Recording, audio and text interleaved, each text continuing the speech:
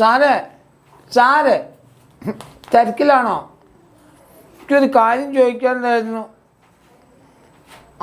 അതോ സാർ എന്താ സാറിൻ്റെ പേപ്പറിന് പറ്റിയേ? എനിക്കെന്താ എത്ര കുറച്ച് മാർക്കായി പോയേ? ഞാൻ എത്രയാ എഴുതിയത്? 1 മാർക്കിന് ഞാൻ എത്ര എഴുതിയെന്ന് നോക്കി. അതുപോലെ തന്നെ 4 മാർക്കിൻ്റെ 5 പേജ് എഴുതിയിട്ടുണ്ട് സാറേ. ഞാൻ ഇത്രയൊക്കെ എഴുതിയിട്ട് എനിക്ക് മാർക്ക് കിട്ടിയില്ലല്ലോ. എന്താ സാർ മാർക്ക് കുറഞ്ഞേ? പിന്നെ എന്താ നോക്കാൻ 5 മാർക്ക് 4 മാർക്കിൻ്റെ എത്ര എഴുതി? ഇത്രയൊക്കെ എഴുതിയിട്ടുണ്ട്. അതുകൊണ്ടൊക്കെ 6 മാർക്കിൻ്റെ ചോദ്യത്തിന് ഉത്തരം എഴുതാൻ പറ്റാഞ്ഞേ. 1.5 മണിക്കൂറുള്ളായിരുന്നു സാർ. ഇതിപ്പോൾ ഞാൻ എന്താ ചെയ്യേണ്ടത്? എനിക്ക് എങ്ങനെയെങ്കിലും ഒരു മാർക്കെങ്കിലും കൂട്ടിത്തരുമോ? ഈ മാർക്കും കൊണ്ട് ഞാൻ ചെന്നാലേ എൻ്റെ അമ്മ എന്നെ കൊല്ലും, എൻ്റെ അച്ഛൻ്റെ തലമണ്ട കുത്തി പൊട്ടിക്കും. മാഷേ നിങ്ങൾ എങ്ങനെയെങ്കിലും ഒരു മാർക്ക് ഒന്ന് എന്താ ഇതിൽ തെറ്റെന്നൊന്ന് പറഞ്ഞു തന്നാൽ അതൊന്ന് നോക്കിയിട്ട് നിങ്ങൾ ഇതിൻ്റെ തെറ്റെന്താണെന്നൊന്ന് പറഞ്ഞു തരുമോ? ഒന്ന് പറഞ്ഞു തരുമോ മാഷേ? ഒന്ന് പറഞ്ഞു തരുമോ? ഒന്ന്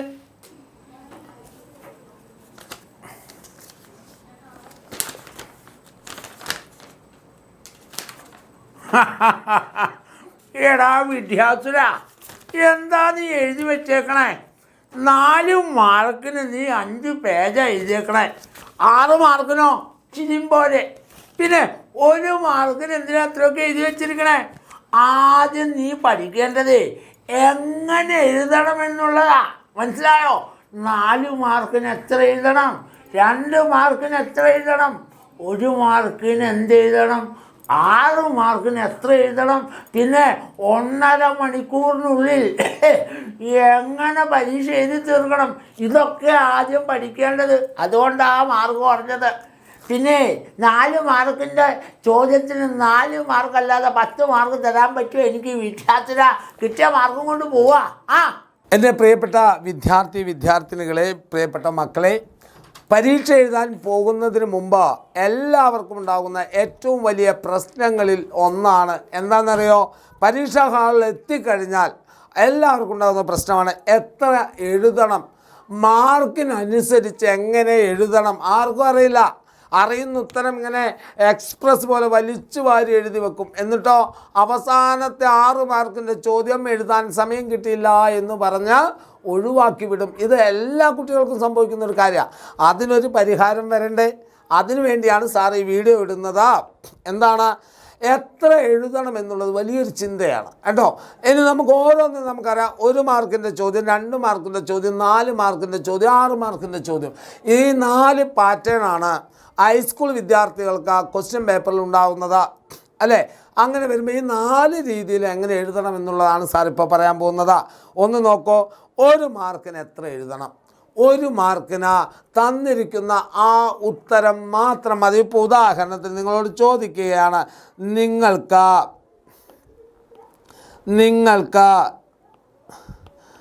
മലയാളം എടുക്കുന്നത് ആര്? 1 മാർക്കിൻ്റെ ചോദ്യമാണ്. ഓപ്ഷൻ 1 ഷാജി, ഓപ്ഷൻ 2 വേറെ ആരെങ്കിലും, ഓപ്ഷൻ 3 വേറെ ഏതെങ്കിലും. ഇത് ഉത്തരം ഏതാണ്? ഷാജിയാണ് ഇപ്പം നിങ്ങൾക്ക് എടുക്കുന്നത്, ഞാനാണെന്ന് കരുതുക. അപ്പം നിങ്ങൾ ഉത്തരം ഷാജി എന്ന് മാത്രം എഴുതിയാൽ മതി. ഞങ്ങൾക്ക് മലയാളം എടുക്കുന്ന സാറിൻ്റെ പേര് ഷാജി എന്നാണ്. അദ്ദേഹം ഇന്ന സ്ഥലത്ത് നിന്നാണ് വരുന്നത്. അദ്ദേഹം ഇങ്ങനെയാണ്. ഒന്നും എഴുതണ്ട. 1 മാർക്കിന് തന്നിരിക്കുന്ന ഉത്തരം മാത്രം എഴുതിയാൽ മതി. അതാണ് 1 മാർക്ക്. അതുകൊണ്ട് അത്രേ വേണ്ടു 1 മാർക്കിന്. അപ്പോൾ ഓർത്ത് വെക്കേണ്ടത് 1 മാർക്കിന് എഴുതുമ്പോൾ നിങ്ങൾ ശ്രദ്ധിക്കേണ്ട പ്രധാന കാര്യം എന്താണ്? തന്നിരിക്കുന്ന ഏറ്റവും ഉചിതമായ ഉത്തരമാണ് അതിൽ എഴുതേണ്ടത്. അപ്പോൾ ഉത്തരം എന്താണ്? ഉത്തരം ഷാജി. അത് മതി. 1 മാർക്കിന് ആ ഉത്തരം മതി.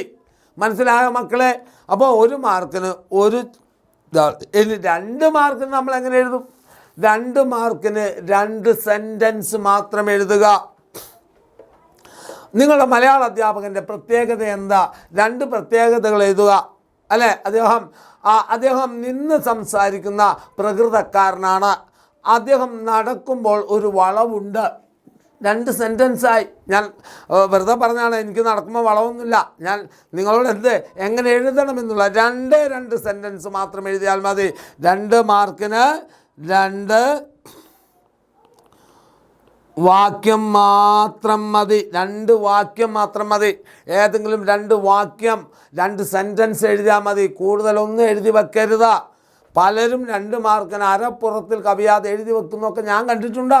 യാതൊരു കാരണവശാലും എൻ്റെ മക്കൾ അങ്ങനെ എഴുതരുത്. 2 സെൻറ്റൻസിൽ കൂടുതൽ 2 മാർക്കിന് എഴുതേണ്ടതില്ല. ക്ലിയറാണോ?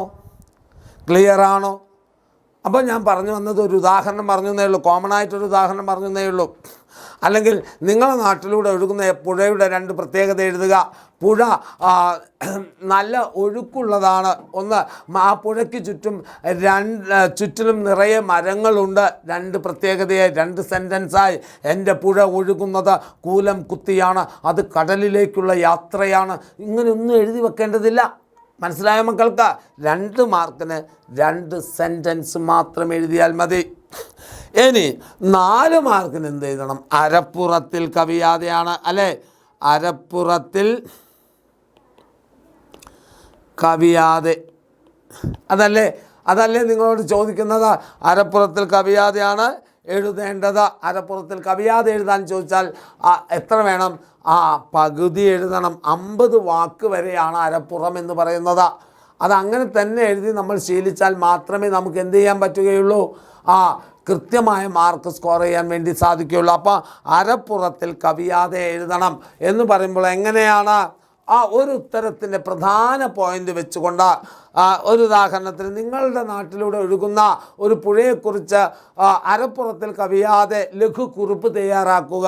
അങ്ങനെ വരുമ്പോൾ എൻ്റെ ദേശം എവിടെയാണെന്ന് എഴുതുക, എൻ്റെ ദേശത്തൂടെ ഒഴുകുന്ന പുഴയുടെ പേരെന്താണെന്ന് എഴുതുക, എൻ്റെ ദേശത്തൂടെ ഒഴുകുന്ന പുഴയുടെ മറ്റ് പ്രത്യേകത എന്താണെന്ന് എഴുതുക, ആ പുഴയിൽ കുളിക്കാനും മറ്റുമായിട്ട് ആളുകൾ വരാറുണ്ടോ, ആ പുഴയിലൂടെ തോണി യാത്രയുണ്ടോ, ആ തോണിയിലൂടെ ആളുകൾ സഞ്ചരിക്കാറുണ്ടോ, ഇങ്ങനെയുള്ള കാര്യങ്ങളൊക്കെ വെച്ച് അരപ്പുറത്തിൽ കവിയാതെയാണ് നിങ്ങൾ എന്ത് ചെയ്യേണ്ടത്?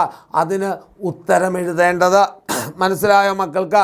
അപ്പോൾ 4 മാർക്കിന് അരപ്പുറത്തിൽ കവിയാതെ എന്ന് ചോദിച്ചാൽ വാരി വലിച്ച് 2 പുറം എഴുതി വെക്കരുത്. നിങ്ങൾക്കറിയുന്ന ഉത്തരമാണെങ്കിലും അരപ്പുറത്തിൽ കവിയാതെ എഴുതിയാൽ മതി. ഓക്കെയാണ് മക്കളെ? ഇനി 6 മാർക്ക് എഴുതുമ്പോൾ എത്രയാണ്? ഒരു പുറത്തിൽ, അല്ലേ?